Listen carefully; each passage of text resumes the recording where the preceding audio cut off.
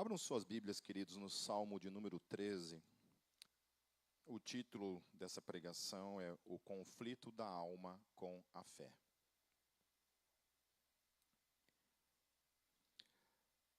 Nós temos uma certa dificuldade nós teólogos, de explicar o que é a alma e o que é o espírito.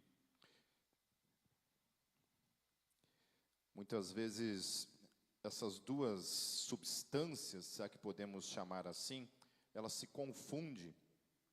Alguns acham que a alma é o espírito, ou o espírito é a alma, e outros percebem o espírito e a alma como duas coisas distintas. E em vários momentos elas parecem se confundir mesmo uma coisa com a outra, né? Então, dentro da própria teologia, ela se divide em dicotomistas e tricotomistas, né? O que significam esses termos? Os dicotomistas são aqueles que creem que o homem é composto de corpo, que é a parte física, e a parte etérea, que seria a alma ou o espírito, seria uma coisa só. E aqueles que creem, que são os tricotomistas, né, que creem na existência do corpo físico, obviamente, da alma e o espírito como duas coisas distintas. E nós temos textos que realmente a alma e o espírito parecem se confundir numa coisa só, porém nós temos textos que parecem fazer distinção entre as duas coisas, né? Então, por exemplo, quando Maria recebe a notícia da sua gravidez, ela fala: minha alma engrandece ao Senhor, e o meu espírito se alegra em Deus, meu Salvador. Então ela faz essa distinção entre a sua alma e o seu espírito. Então, se não há distinção entre as duas coisas, por que falar as duas coisas? Por que não falar a minha alma engrandece e a minha alma se alegra? Ou o meu espírito engrandece e o meu espírito se alegra? Então, eu, como teólogo, a minha posição é tricotomista. Então, eu creio que o homem é dividido em três partes: o corpo, a alma e o espírito. E porque a palavra psique, por exemplo, no Antigo Testamento, chamada também de nefesh, que é essa coisa do psique humano, né, da alma humana. Daí você vai lá para ruach, que vai ter a ver também com essa questão do pneuma no Novo Testamento. Então, pneuma vai ser uma espécie de realidade que vai descrever, por exemplo, o próprio Deus. Então, quando a gente vai falar sobre Deus, a gente fala que Deus é pneuma. Então, Deus é espírito. E nunca na Bíblia vai falar que Deus é, por exemplo, nefesh, ou que Deus é psique.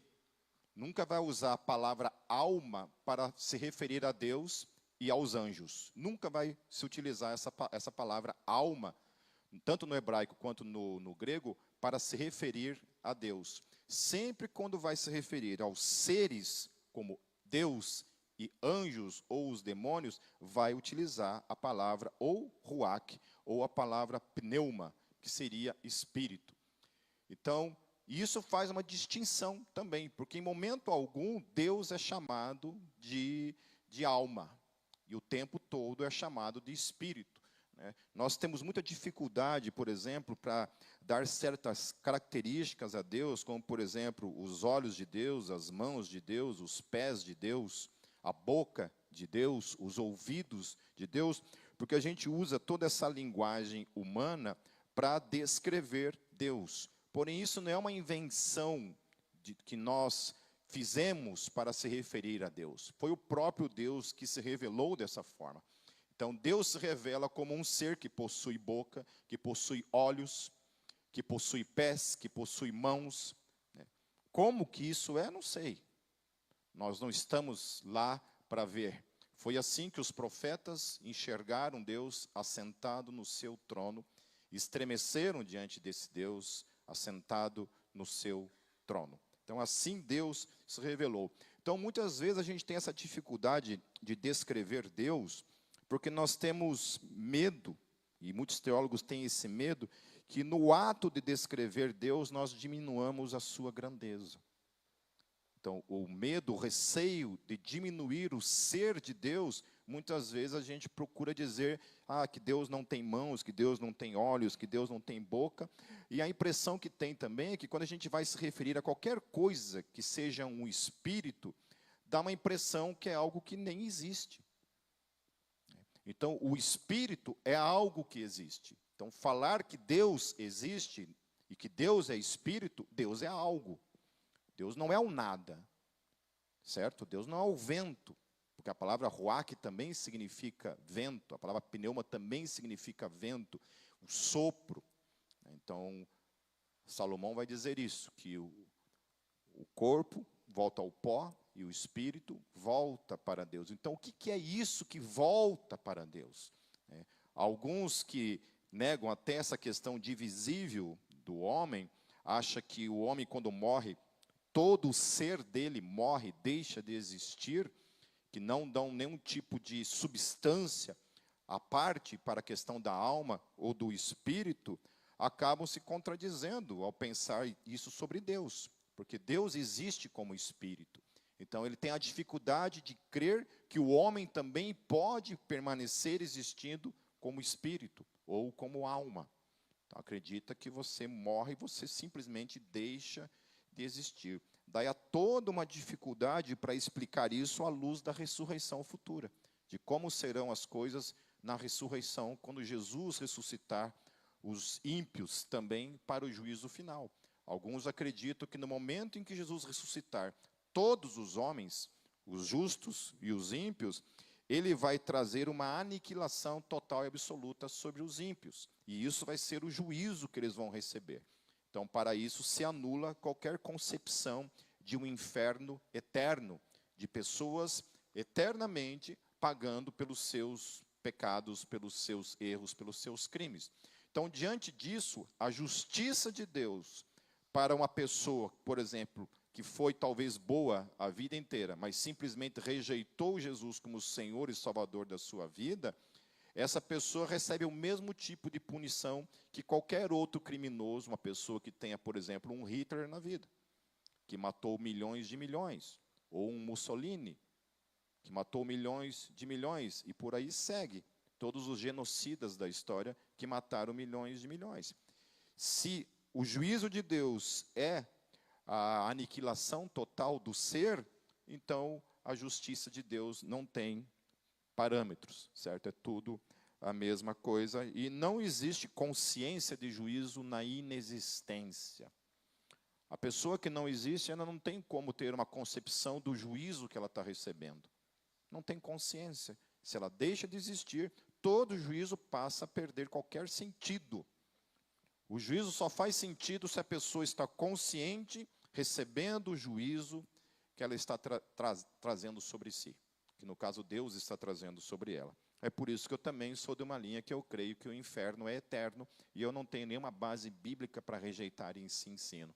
Porque todo esse tipo de ensino que procura rejeitar, por exemplo, a imortalidade da alma ou a eternidade daquilo que a gente chama de inferno, todo ele passa justamente por essa questão das nossas emoções.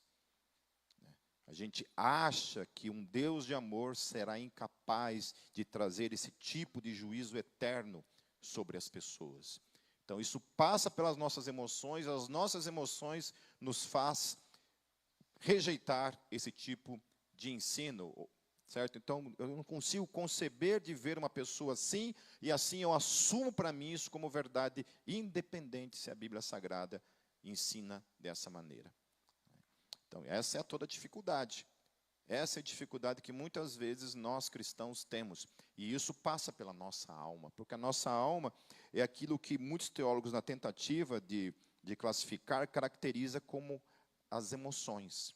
Então, a nossa alma é aquilo que caracteriza as nossas emoções. É pela nossa alma que se passa as nossas emoções. Já o espírito é o eu. O espírito é aquele que pensa. O espírito é aquele que raciocina. O espírito é aquele que é capaz de passar pela reflexão, pensar acerca de algo, raciocinar, mesmo em cima daquilo que a alma está trazendo como realidade para nós. Então, lá, por exemplo, Mateus 10, 28, olha o que Jesus fala. Ele fala assim: não tenham medo dos que matam o corpo, mas não podem matar a alma. E isso, para mim, é um desafio para os aniquilacionistas, aqueles que acham, por exemplo, que o ser humano, quando morre, deixa de existir e não sobrevive nada. Porque qual que é a finalidade de Jesus dizer: olha, não tema aquele que mata o corpo, mas não pode matar a alma?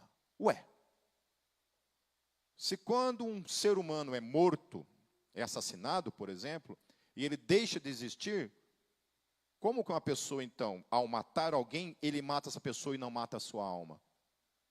Não tem como. Se, ao matar uma pessoa, o ser, na sua totalidade, deixa de existir, então eu matei o corpo e a sua alma junto. Porque os dois deixaram de existir juntos. Estão entendendo? Estão entendendo? Então, há todo um movimento para tentar negar as coisas que são claras na Bíblia. Então, o que Jesus está falando aqui? Olha, não temam aquele que pode matar você, matar o teu corpo. Tenham temor daquele que um dia pode fazer tanto o teu corpo quanto a tua alma perecer no fogo do inferno. E esse perecer aí, esse morrer também, na Bíblia, ela tem uma conotação de separação eterna de Deus. Porque a morte não necessariamente é a morte física apenas. Quando Adão come do fruto, Deus tinha falado antes para ele o quê? No dia em que você comer desse fruto, você vai o quê? Morrer. Adão morreu no dia? Alguém lembra? Nunca leram Gênesis? Não lembro nem escola dominical, não lembro da história da criação. Adão morreu no dia ou não? Não, certo? Adão não morreu no dia. Inclusive, Adão viveu quase 900 anos, certo? Então, ele morreu. E o que era a morte ali? A separação de Deus. Ele estava separado de Deus. E é interessante que, por causa de Adão, todos nós estamos inseridos nessa espécie de morte que é a separação de Deus. Então, a morte física é uma consequência que vem por causa dessa morte no nosso espírito, onde todos nós nascemos mortos, separados da glória de Deus. E aí vem Jesus e nos ressuscita nele, nos transfere desse túmulo, nos ressuscita nele, nos transfere para o seu reino de amor, vivos para todos sempre nele, porque ele diz assim: aquele que crê em mim nunca morrerá. E ele não pode estar falando de morte física, porque todos os cristãos morrem, certo? Certo? Então, de que morte ele está falando? Daí, na ressurreição, os ímpios experimentarão a segunda morte, o texto fala. E essa segunda morte não pode ser física, porque eles acabaram de ressuscitar. Então, não faz sentido toda essa teologia levantada por aí, e que muitos de vocês talvez estejam acostumados a ouvir nos podcasts por aí, né? Como tem coisas absurdas sendo faladas nesses podcasts por aí. Homens supostamente teólogos que estão falando certas coisas assim que têm me assustado. Falei, cara, como é que pode um cara desse falar uma coisa dessa? Por exemplo, eu vi um teólogo renomado no Brasil, professor de teologia, que todo mundo exalta muito essa pessoa, num podcast onde ele não soube explicar, ou pelo menos ele explicou de uma maneira que não é a explicação para isso, onde ele tentava explicar por que a Bíblia fala que Deus se arrependeu, aí no Novo Testamento fala que Deus não é homem para se arrepender. E ele não sabia responder isso. A forma como ele respondeu, não, mas essa é a forma com que Deus se revela. Né? Eu falei, não, mas não é isso. Não é isso. A palavra arrependimento, que é utilizada para Deus, nunca diz respeito a questões morais, a questões de pecado. Diz unicamente a mudanças de propósitos, a mudanças de atitude, onde que se não houvesse aquela mudança, Deus destruiria. Por exemplo, eu digo, olha, filho, se você fizer isso, eu vou bater em você. E ele não faz aquilo que eu falei para ele não fazer. Então, eu me arrependi de ter falado para ele que eu bateria nele. Ou seja, eu somente mudei aquilo que ia acontecer. Agora, se ele bate, se ele faz aquilo, eu vou e faço. Então, a palavra arrependimento utilizada para Deus é só isso. E somente para Deus essa palavra é utilizada no hebraico. No Novo Testamento, quando se fala de arrependimento, aquela palavra é nunca utilizada para Deus e somente para os homens. Porque diz respeito a arrependimento moral, de pecado, de coisas que eu faço de errado. Então, Deus nunca se arrepende porque fez alguma coisa errada. E a própria palavra no hebraico é utilizada justamente para definir Deus, nunca o homem. Nunca aquela palavra diz respeito ao homem. Já quando se fala do homem, diz respeito à nossa moralidade, aos nossos erros, às nossas falhas, aquilo que não condiz com aquilo que Deus determinou para nossas vidas como conduta. Aí sim arrependimento. Aí todos nós nos arrependemos. Todos nós mudamos, procuramos mudar certas atitudes na nossa vida. Amém? Lá em Hebreus 4, 10, 12, por exemplo, olha, pois a palavra de Deus é viva e eficaz, e mais afiada que qualquer espada de 2 gumes, ela penetra ao ponto de dividir alma e espírito, juntas e medulas, e julga os pensamentos e intenções do coração. Então, o autor de Hebreus está falando que Deus é aquele que divide a alma do espírito. Mas para que dividir uma coisa que é uma coisa só? Por que Deus iria dividir uma coisa que é uma coisa só? Então, isso denota que são duas coisas distintas, certo? Assim como as juntas, né, e a medula, elas são coisas distintas, também a alma e o espírito também são coisas distintas. Amém? E eu acho interessante no versículo 10 também, que ele fala assim, pois todo aquele que entra no descanso de Deus, também descansa das suas obras. Portanto, esforcemo-nos por entrar nesse descanso. Então, ele está falando de uma luta que está acontecendo entre a alma, que é ansiosa, que não consegue descansar, que vive aflita, entre aquilo que a racionalidade, a fé, está invocando, que é você ir para descansar em Deus. E ele estava falando da salvação. Que nós precisamos aprender a não dar ouvidos para as coisas da alma, para os nossos sentimentos, e passamos então a dar ouvidos para aquilo que a nossa razão, que a nossa fé determina.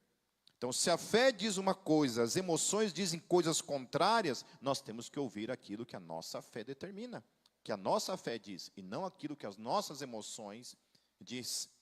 Amém? Certo? O problema é que no dia a dia, no discurso isso é bonito, mas no dia a dia, a nossa alma tem triunfado sobre o nosso espírito. As nossas emoções têm nos escravizado. Nunca se viu uma geração tão escravizada pelas suas emoções. Os relacionamentos são moldados pelas emoções. Quando as emoções esfriam, acabou o casamento. Mesmo que toda a racionalidade da fé diz que a gente precisa permanecer, que aquilo que Deus uniu não separe o homem, ainda assim, nós vamos ouvir aquilo que as nossas emoções vão dizer. O amor esfriou, eu não suporto mais, eu não aguento mais. E a gente vai dar ouvido para essas coisas. Certo? E nós somos uma geração que temos que estar o tempo todo atentos a isso. Queridos, indo para o texto então de Salmo 13, o versículo 1 diz assim. Eu acho muito interessante, e uma das coisas que os salmos têm me cativado e conquistado assim, realmente o meu coração, é perceber a sinceridade do salmista. A forma como ele enxerga a vida e a forma como ele expõe o coração e a alma dele. Eu não sei se Davi, quando escreveu isso aqui, ele imaginava que um dia o livro de Salmos seria um livro lido por milhões de bilhões de pessoas, desde o século 8 a.C. até 20 séculos depois de Jesus. Pessoas do mundo todo lendo todos os dias as palavras que esse homem dirigia a Deus por meio da revelação. essa relação com Deus. Então diz assim o verso 1, até quando, Senhor? Ele está determinando um tempo para Deus. A sua alma está aflita, o seu coração está aflito, e ele diz, até quando, Senhor? Aí ele fala uma coisa interessante, para sempre te esquecerás de mim? Ou seja, você nunca mais vai lembrar que eu existo, que eu sou teu filho, que eu te amo, que eu vivo para ti. Ele está enfrentando essa luta na sua alma, porque a sua alma, aquele sentimento de abandono que ele tem dentro de si, ele está remetendo isso a Deus e dizendo, cadê você, Deus? Por que você se esqueceu de mim? Quantas e quantas vezes a gente passa por momentos assim? Onde a nossa alma grita por causa de situações em que nós estamos passando dentro do casamento, dentro da nossa família, com os nossos filhos, no trabalho, na vida financeira, na dependência de algum vício, seja ele não somente de questões químicas, de álcool, de pornografia e tantas coisas mais, onde a gente quer se ver livre daquilo, mas a gente não consegue por nossas próprias forças. Quantas e quantas vezes a gente passa por situações assim de desespero, de pensar exatamente isso, e aí ele termina assim o versículo, até quando esconderás de mim o teu rosto? É como se Deus, olha, eu não quero ver você, não quero olhar para a tua cara, suma da minha frente. É horrível a gente ouvir isso de uma pessoa assim, esse tipo de rejeição, né? Uma das coisas que a gente sempre fazia a diferenciação é entre você dizer para uma pessoa assim, você fez algo errado, de você dizer para a pessoa, você é errado, você é um erro. Especialmente pais e mães, né? Como a gente tem que tomar cuidado na sutileza dessa grande diferença ao dizer para as pessoas, para nossos filhos, esse tipo de coisa. Tomar todo cuidado. Porque eu sei de gente que já ouviu coisas de pais assim. Você nunca vai ser nada. Você é a mosquinha do cavalo, do cocô do bandido. Você é um vagabundo. Quantos e quantos de nós já ouvimos coisas desse tipo? Que determinam o nosso ser, aquilo que nós somos. É diferente de você ouvir, olha, filho, você errou aqui. Conserte isso, arrume isso. Isso faz a diferença, ou não faz. Certo? Então ele tem essa concepção de que Deus simplesmente não está mais olhando na cara dele, não está mais ouvindo ele, e Deus simplesmente o abandonou à própria sorte. Daí no verso 2 vai dizer assim, até quando terei inquietações e tristeza no coração, dia após dia, até quando o meu inimigo triunfará sobre mim? Então ele está triste, o tempo todo triste, a inquietação tomou conta do coração dele. Quantas vezes a gente se encontra em situações assim? Onde essa inquietude, essa tristeza domina a nossa mente, ao ponto de dominar também tudo aquilo que a gente crê.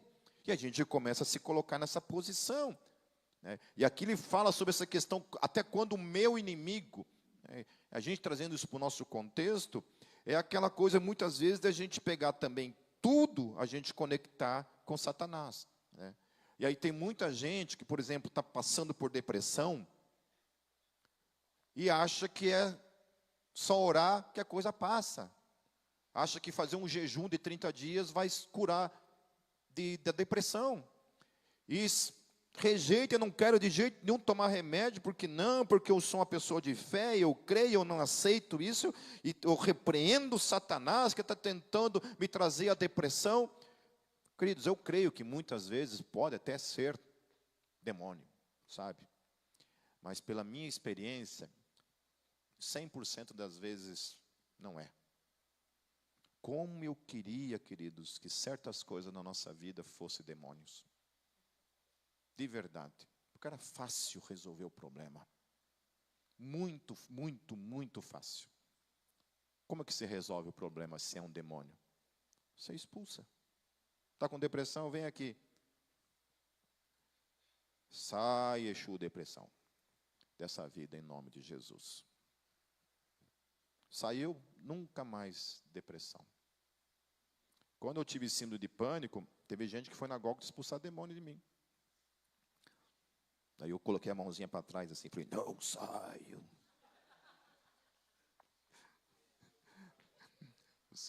Os caras iam querer expulsar demônio de mim, sabe? Eu nunca recebi tanto versículo bíblico na minha vida. As pessoas acham que... Teve uma pessoa que falou assim, uma mãe, né? Falou assim, dá nomes. Uma mãe falou assim, aonde está a fé desse pastor? Entende? Então, porque não entende, acha que é falta de fé, acha que depressão é falta de fé. Então, muitas vezes a gente passa por essas questões na alma, entende? E a gente pensa assim, sabe, essa coisa de ligar coisas a Satanás, queridos. Eu vou dizer para vocês, não é. Entende? Às vezes a questão química, entendeu? Quando eu tive que tomar medicação por causa do pânico, eu não queria de jeito nenhum, eu não aceitava aquilo, sabe, cara, eu saí do consultório assim, sabe, indignado, falei, Deus, por quê? Sabe, por quê? Eu não aceitava aquilo de jeito nenhum. Daí eu fui na minha psicóloga, e ela falou para mim assim, Pipe, se você tivesse diabetes, como que seria a tua reação? Falei, olha, eu ia orar, se Deus não me curasse naquele momento, eu ia tomar remédio. Qual que é a diferença? A questão é que, de alguma forma, a gente liga essas coisas da nossa psique, da nossa alma, da nossa nefesh, da nossa, nossas sensações, nossos sentimentos, que a gente perde o gosto pela vida, perde o brilho, as cores da vida, a gente acha que isso, crente, não pode passar. Entende? E aí, meu filho, tudo na vida é assim. A gente vai, tem pessoas que, infelizmente, crianças que já têm depressão, adolescentes com depressão, né? Certo? Então, assim, se tem alguém aqui que pensa assim, querido, liberte-se disso, sabe? Ou vai lá para a Universal, lá que, quem sabe lá.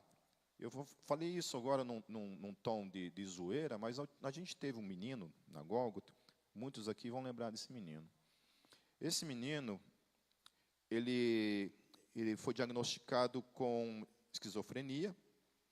Ele ia na Gólgota e ele chegava assim, Pipe, eu estou com problema, vendo coisas assim, né? Eu falei, cara, mas você está tomando remédio? Ele falou, não, cara. Mas por que não? Não, porque eu fui lá na Universal. Eu vou falar o nome porque isso é a realidade, tá? Aguento o processo, falo que foi vocês que mandaram eu falar, né? Eu fui lá na Universal e os caras falaram que Deus não ia me curar enquanto eu tomasse remédio. E aí eu parava de tomar remédio. Daí ele vinha, começava a ver as realidades que a esquizofrenia traz. E eu falava para ele, não, cara, volta a tomar, cara. Você só para de tomar, eu digo que o teu psiquiatra fala assim, você está em alta. O que é muito difícil, porque a esquizofrenia, que eu saiba, tem cura, amor? Que eu saiba, não tem cura, né? A não ser que aconteça um milagre. Amém? Pode acontecer um milagre. Pode acontecer. Que Deus opera um tipo de milagre. Mas até que eu sei, pela medicina, não tem cura esse tipo de coisa. E aí ele voltava a tomar e ficava bem. Ficava bem. Parava de ver realidades dimensionais e outras realidades, né? A moral da história, que ele ficava nesse vai e vem. Gólgota, e lá. E um dia parou de tomar. E ali no centro de Curitiba, não vou falar onde, não aguentou mais a pressão e se jogou do 6º andar. Eu acho que todos os pastores, devia existir uma lei no Brasil, que todos os pastores que falam assim, pare de tomar remédio porque Deus te curou, esse cara tem que assinar um termo de responsabilidade pela vida dessa pessoa, se essa pessoa tirar a vida dela. Vocês concordam? Porque eu sou o tipo de pastor que vou falar assim, querido, tome o remédio e ore para que Deus te cure. O dia que Deus te curar e que teu psiquiatra te der o aval para isso, você pare. Mas somente se o médico, daí o médico que é responsável, não o PIP. Amém, queridos? Amém? Então é isso, pare de lutar uma guerra que você não vai vencer. Se a questão é química, é nas emoções, é só remédio, filho. Só remédio.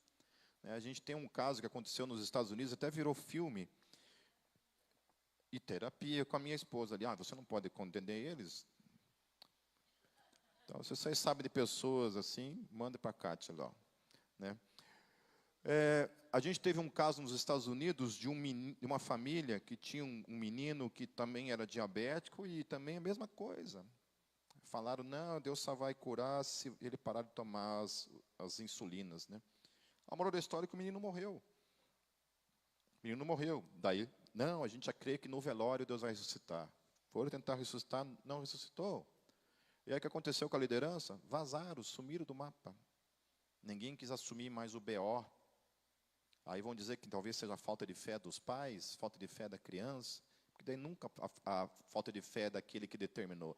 Queridos, o dia que Deus fala para você assim, eu vou te curar, se Ele não te curar, não foi Deus quem falou, foi Satanás. Porque o Deus que eu creio, se Ele fala, Ele cumpre. Amém? Certo? Ou não? O Deus fala, me arrependi. Me arrependi de falar isso, não era bem isso. Oi? Você entendeu errado. Né? Eu tenho um tio, que já é falecido, então eu posso falar mal dele, que não vai rolar processo. Ele era pastor de uma igreja pentecostal dessas assim, sabe, de bairro, assim, aquela coisa assim.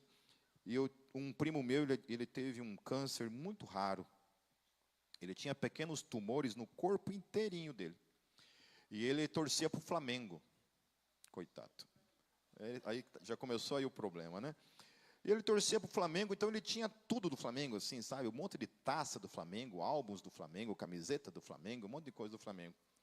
E esse meu tio chegou e falou para ele assim, olha, Deus está falando que a hora que você largar tudo isso daqui, botar fogo e tudo isso aí, Ele vai te curar. Quem que não quer ser curado? Né? Quem não quer ser curado? O que ele fez? Jogou tudo no fogo, queimou tudo. Moral da história, meu primo morreu. Né? Aí estava ele lá no velório, né? A minha vontade foi, aí por respeito, obviamente, à família, a gente não fala nada, né? Então é isso, sabe? Então, às vezes, o inimigo pode ser também a nossa própria fé. Esse tipo de linguagem, esse tipo de fala, de manipulação para com a igreja, pode ser o teu inimigo. Então, a gente não foi chamado para dizer amém para todo mundo. Nós temos que realmente, estar ali, olhando para o profeta e, vamos ver se o que esse cara está falando realmente é da parte de Deus. E não simplesmente aceitar tudo, especialmente esse tipo de coisa. Amém? Então, da minha boca, vocês nunca ouvirão esse tipo de estupidez. Certo? Então, o inimigo, então, ele pode ser também a nossa própria alma. Né? Então, até quando a minha alma, os meus sentimentos triunfarão sobre mim, sobre a minha fé, sobre o meu espírito? Até quando? Por exemplo, falta de perdão. A falta de perdão pode ser uma coisa que pode também dominar a minha alma, ao ponto de eu nunca desenvolver uma relação madura na fé com Deus e com os meus irmãos em Cristo. Simplesmente pela falta de perdão. Teve um menino que eu discipulei, que ele não conseguia perdoar o pai dele, mas sobre hipótese alguma. Olha, tanto que hoje eu nem sei, a última notícia que eu tive dele, ele estava enfiado num alcoolismo, né? E sempre aquela questão de não conseguir perdoar o pai. Então, sempre a alma sobrepõe a sua fé, porque a Bíblia fala, perdoe independente dos sentimentos. O perdão é uma ordenança, e nós temos que buscar isso para a nossa vida. Amém, queridos? Amém? Não perdoar faz muito mal para a nossa alma. Faz muito mais mal para você do que para a pessoa que você precisa perdoar. Faz muito mal. O perdão é uma coisa, é um câncer para a nossa alma, a falta de perdão. Ele continua dizendo, olhe para mim e responde, Senhor meu Deus, ilumina os meus olhos, do contrário, dormirei o sono da morte. Então ele está clamando para Deus, ele percebe que ele está escravo dos seus sentimentos, ele está escravo da sua alma, daquilo que está derrubando ele, destruindo a sua fé, destruindo a sua confiança em Deus. E ele clama a Deus: Deus, você é o único capaz de iluminar o meu entendimento, me ajudar a ter um pouco de luz no meu entendimento, para que eu possa perceber aonde eu estou afundando com relação à minha alma. Ele fala assim: porque se você não me iluminar, você não me ajudar, eu vou permanecer nessa depressão, nessa coisa que está me matando, me destruindo, e eu vou acabar me entregando para a morte, que é o que acaba acontecendo. Antes da pandemia, querido, se eu demorar um pouco demais hoje, vocês que se lasquem, escutem. Porque o que eu estou falando, eu não sei por que eu estou falando desse assunto assim e dando vários exemplos, né? Sempre foi uma grande discussão, até séculos atrás, não, acho que talvez um século atrás, era uma grande discussão a respeito do destino das pessoas que se suicidavam. Então, era praticamente uma unanimidade do pensamento, tanto católico quanto protestante, de que o cara que se suicidava, ele ia para o inferno. Era praticamente uma unanimidade. Posso estar errado do que eu estou falando, mas eu não lembro de pensadores que não pensavam dessa forma. Era um pensamento quase que unânime, né? E, de repente, a gente entrou no século XXI. E, de repente, a depressão passou a não ser uma exceção. Passou a não ser um indivíduo ali, um indivíduo lá. Passou a ser deixou de ser uma exceção e passou a ser praticamente uma regra, onde milhões de pessoas, crentes em Deus, crentes em Jesus, começaram a se verem passando por quadros de depressão, ou até doenças mais profundas, né? Porque a depressão pode ser somente um período de tristeza na sua vida, por algo que você está vivenciando, mas também pode ser uma coisa crônica. É um problema realmente que é preciso medicação, é preciso terapia, né? Fazer um jabazinho para a posa, né? Pode ser que seja isso, né? E aí havia essa concepção, só que daí começou a acontecer um problema um pouco mais de perto, né? Eu faço parte de um grupo de pastores no WhatsApp, e aí toda semana a gente recebia notícias de pastores se suicidando na pandemia. Teve um pastor no Rio Grande do Sul, se eu não me engano, que encontraram ele enforcado no púlpito da igreja. Encontraram ele. Teve um pastor que pregou na Gólgota uma vez, o pastor Cristiano. Ele estava lá em São Paulo, morando, pastoreando uma outra igreja. Também, no momento de uma depressão profunda, tomou um monte de remédios e, infelizmente, o coração dele não suportou e também morreu. Então, assim, a gente tem um caso de muitos e muitos pastores. Daí a gente, opa, peraí, esse cara que estava servindo a Deus, que amava a Deus, que sempre amou a Deus. E aí, quando me pergunto, Pipe, o que acontece com essa pessoa que morre? Falei, né, se suicida, desculpa. Falei, depende. Depende. Quando um cristão morre de câncer, o cristão morre de câncer, queridos? Morre, né? O cristão morre de diabetes? Morre atropelado? Morre em acidente de carro? Morre. Mas vamos falar de doença. O cristão morre doente? Ataque cardíaco? Morre ou não morre? Morre, né? Se você acha que não vai morrer, sinto te dizer, você vai morrer. Talvez lá no Universal falem que você não morra, mas aqui a gente fala que você vai morrer um dia. Amém? Certo? Então, o cristão morre de doença, certo? E a depressão é uma doença. Não brinque com ela, porque ela vai te matar. Trate ela. Não negocie com ela. Não ouça os outros. Não ouça os outros que falam por aí que é frescura. Não ouça. Trate. Depressão se trata. Precisa ser tratado. Amém? Certo? Porque a depressão mata. Então, se a pessoa tira a vida em detrimento a uma doença, Eu tenho minhas dúvidas para chegar a uma conclusão assim, de simplesmente dizer a pessoa foi para o inferno. Porque é complicado. Ao mesmo tempo, falei, há dúvidas. Eu não sei dizer. Certo? Eu acho que ninguém pode dizer. Só sei que é em detrimento a uma doença. Aí a forma como Deus enxerga isso, eu não sei. Porque eu já passei por situações e por muito pouco eu não tirei a minha vida.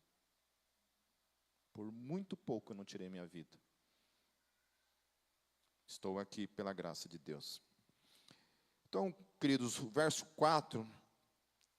Os meus inimigos dirão, eu o venci. E os meus adversários festejarão o meu fracasso. Então, muitas vezes é isso. Às vezes uma situação de depressão, ela pode ser olhada dessa forma. Olha que fracassado, olha que derrotado, que pessoa fraca, que pessoa mais fútil, sem força, sem fé. É assim que pode ser olhada uma pessoa que está passando por um momento de vale, um momento de tristeza extrema. E aí, quando a gente olha para a vida de Jesus, que é o nosso exemplo máximo de humanidade, de amor, de fé, de fidelidade a Deus, de alguém que amava a Deus, alguém que era o próprio Deus, alguém que fez de tudo para servir a Deus ou serviu em obediência total, absoluta, sem pecados, sem essa inclinação do pecado, a gente pensa assim, pô, será que Jesus passou por momentos assim? Que nós passamos de profunda tristeza?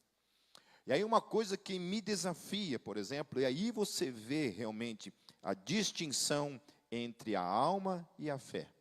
Um exemplo claro na vida de Jesus. Quando Jesus está indo, ele recebe um aviso de que Lázaro estava muito doente. Porém, ao invés de ele ir de uma vez, ele se enrola. Ele começa a fazer outras coisas. E então ele recebe novamente a notícia de que Lázaro havia morrido. E Jesus não se desespera, o que ele fala? Ele fala assim, não, ele está dormindo, eu vou lá ressuscitar ele. E ele fala isso umas 3 vezes, que ele iria ressuscitar ele. E quando Jesus chega lá na cidade, onde as irmãs de Jesus vêm receber ele, elas falam assim, olha, se você estivesse aqui, ele não teria morrido. E Jesus fala, eu irei ressuscitar. Mas uma coisa acontece com Jesus ali naquele momento. O que Jesus faz naquele momento? Ele chora. Jesus chora. Mas se ele sabia que aquela morte era temporária, por que Jesus chorou? Por que ele chorou? Porque Jesus também era composto de alma. Ele também tinha os seus sentimentos. Então, a fé, ela pode sobrepor as convicções, as certezas que nós temos acerca da vontade de Deus, acerca do querer de Deus, assim como Jesus tinha, a convicção total daquilo que Deus iria fazer naquele dia, que era ressuscitar Jesus, mas ao mesmo tempo ele era um ser composto de tristeza. Então, por mais que nós tenhamos a esperança da parousia, de que um dia Jesus voltará para nos buscar, isso não significa que a gente não pode se declinar, chorar, se quebrantar e sofrer o luto. E às vezes o luto não necessariamente de uma pessoa que morreu literalmente, fisicamente, mas às vezes o luto da nossa alma, de alguém que está vivo, mas nós matamos ela aqui dentro. Às vezes a pessoa que a gente matou, somos nós mesmos. Quem nunca se decepcionou consigo mesmo? E teve dificuldade de se perdoar, teve dificuldade de continuar, se entregou ao fracasso, não aceitou ser perdoado, não aceitou ser restaurado, não aceitou continuar e se entregou. Estão entendendo, queridos? Estão entendendo? Então, a gente é esses sujeitos, que por mais que a gente tenha fé, a gente está sujeito ao choro, ao quebrantamento. E aí tem um outro momento incrível também, que é quando Jesus está lá no Getsêmani. Lá em Mateus 26, olha só o que o texto fala, queridos. Estou quase encerrando, tá, queridos? Mateus 26, a partir do verso 38. Disse-lhes então: a minha alma está profundamente triste, numa tristeza mortal. Fiquem aqui e vigiem comigo. Jesus, aquele que ressuscita os mortos, aquele que curava os enfermos, que fazia os cegos voltarem a enxergar, os paralíticos andar, que curava leprosos, está no momento mais difícil na vida dele. O momento que antecede a sua morte na cruz. E o texto fala que ele fica profundamente angustiado. E aí o próprio Deus encarnado sente a sua alma, o texto fala, que a alma dele está profundamente triste. Numa tristeza, o texto fala mortal. Quem já não passou por tristezas mortais, aquele sentimento de morte, vontade de morrer literalmente, porque a alma está doente, está vazia, está com medo, e ele está passando por isso. E aí ele continua, indo um pouco mais adiante, prostrou-se com o rosto em terra e orou: meu pai, se for possível, afasta de mim este cálice, contudo não seja como eu quero, mas sim como tu queres. E aqui ele demonstra o conflito entre a alma dele e o propósito dele. A alma dele está dizendo assim: cara, se entregue para isso, desista, fuja do teu propósito, vai seguir as tuas emoções, você está decepcionado com pessoas, aí você não ama mais tua esposa, você não ama mais teu marido, aí você não aguenta mais pessoas, desista de tudo isso, vai viver para si, vai se isolar lá no meio do mato, viver somente para si. E aí vem a fé que diz: ame as pessoas, suporte as pessoas, considere os outros superiores a você. O teu Deus está com você todos os dias, apesar de você mesmo. Ele está com você. Ele está te ajudando, está com a mão estendida para te ajudar, para te socorrer nessa luta. E ele tinha falado para eles: olha, eu estou profundamente triste. E o que eles fizeram? Deram as costas. Então voltou aos seus discípulos e os encontrou dormindo. Vocês não puderam vigiar comigo nem por uma hora? Perguntou ele a Pedro.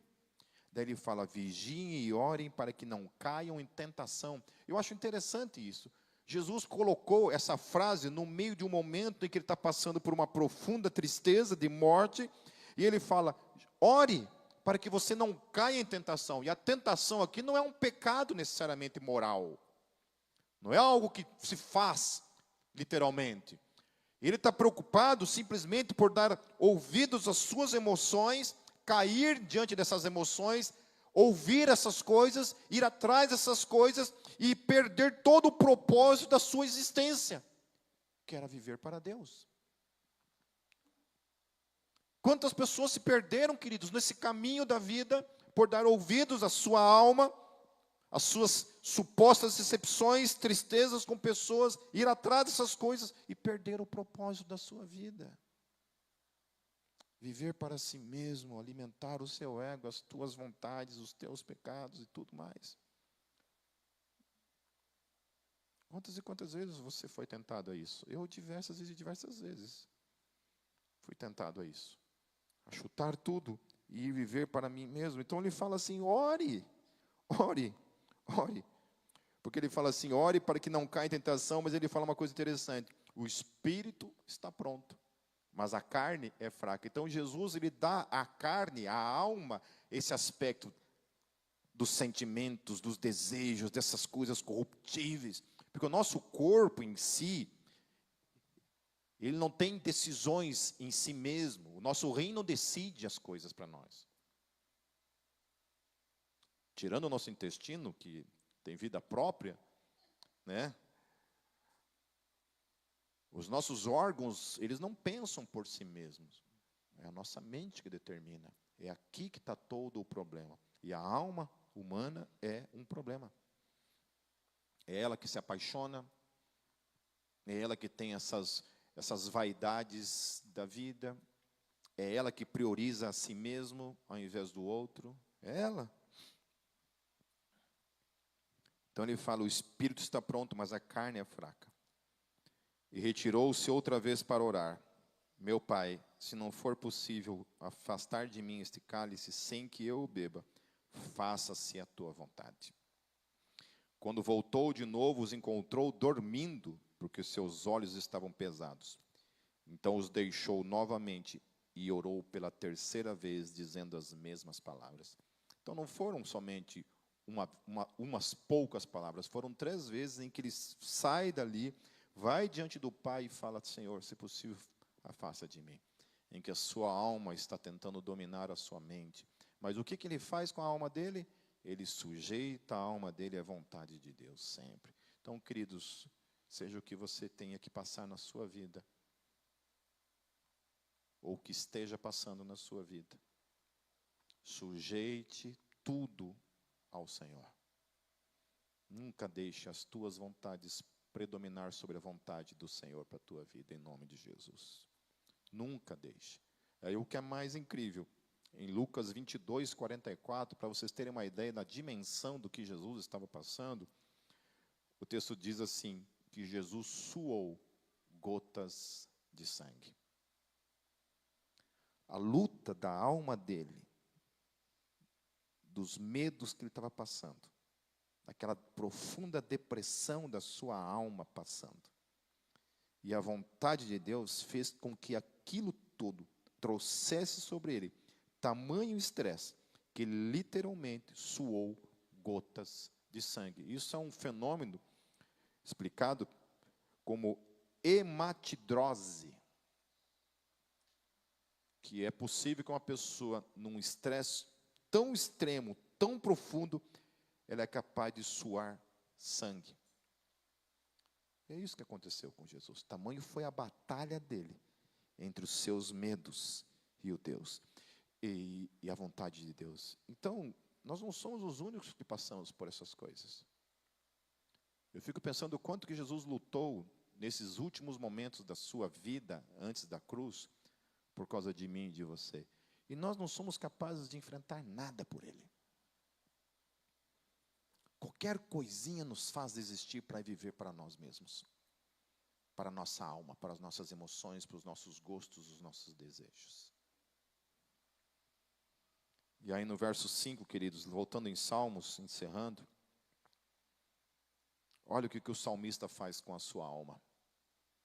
Olha o que ele faz com os seus desejos, com as suas vontades, com toda aquela frustração que ele está tendo com Deus, que ele está sentindo na sua alma. O salmista, ele fala assim, eu, porém, e aí ele conclama a sua fé. E aí ele chama a sua fé novamente para dentro da sua mente. Aí ele toma uma atitude como alguém que crê literalmente diante das suas diversidades, diante das suas lutas na sua alma, nas suas emoções, as coisas que tentam empurrá-lo, trazê-lo para longe de Deus. Ele submete tudo isso e ele diz assim, eu, porém, confio em teu amor. Por mais que eu esteja sentindo tudo isso, contrário, que me faz pensar que você desistiu de mim, que você não me ouve, que você me abandonou, Senhor. Me entregou, me deixou nesse buraco existencial, todos me abandonaram, Senhor, eu confio em você, Senhor. Ele submete a sua alma, a sua fé, ele fala, o meu coração exulta em tua salvação. Um homem que está afundado nas suas emoções, agora ele consegue se alegrar diante de Deus, por meio da sua fé. Porque a sua fé sobrepõe tudo aquilo que ele está sentindo. A Bíblia diz que Jesus se alegrou por causa de cada um de nós. Mesmo diante dos últimos momentos da sua vida, antes da cruz, ele ter quase sucumbido diante das suas emoções, daquela depressão profunda que ele estava vivendo, o texto diz que ele se alegrou por saber aquilo que aconteceria por meio do seu sacrifício em nossas vidas. Aleluia. Porque um dia ele veria que todos nós caminhamos juntos com nossas dificuldades, problemas, mas agora nós temos uma esperança. nele. Não é maravilhoso, queridos, acordar todos os dias com essa esperança no nosso coração, diante de todas as lutas que nós enfrentamos. E ele conclui dizendo assim: quero cantar ao Senhor pelo bem que me tem feito. Ele acabou de dizer que Deus tinha abandonado ele. E agora, por causa da sua entrega, porque ele se inclina para a sua fé, porque finalmente ele traz à sua memória aquilo que Deus é e aquilo que Deus tem feito, ele consegue enxergar luz na sua vida e ele consegue enxergar a bondade de Deus na sua vida. Porque mesmo passando por todos aqueles vales da sua vida, ele consegue enxergar a bondade de Deus, a benignidade de Deus, o amor de Deus na sua vida. Que coisa linda. Que coisa linda, queridos. É uma tarefa fácil? Não é. Com certeza não foi para Jesus. Com certeza não será para nenhum de nós. Mas não se entregue. Submeta os teus vales à tua fé em Jesus.